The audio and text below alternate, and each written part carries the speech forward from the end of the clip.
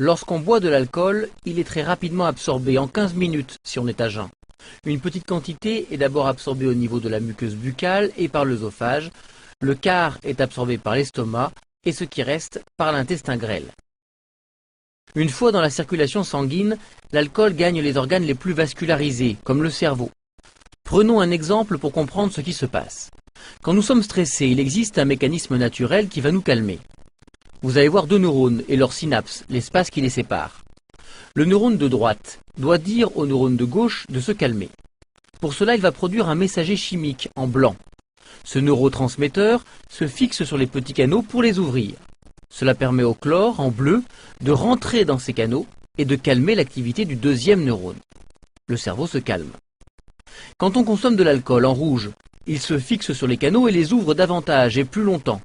Il y a donc plus de chlore qui entre dans le neurone et son activité est encore davantage ralentie.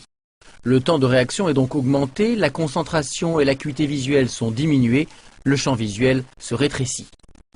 À long terme, la consommation chronique d'alcool dégrade la fonction de différents organes. C'est généralement le foie qui est le plus menacé, puisque c'est cet organe qui est chargé d'éliminer l'alcool. Il y a un risque de cirrhose, puis de cancer. D'autres cancers peuvent se développer tout au long du trajet de la boisson à travers l'organisme, de la langue jusqu'au rectum.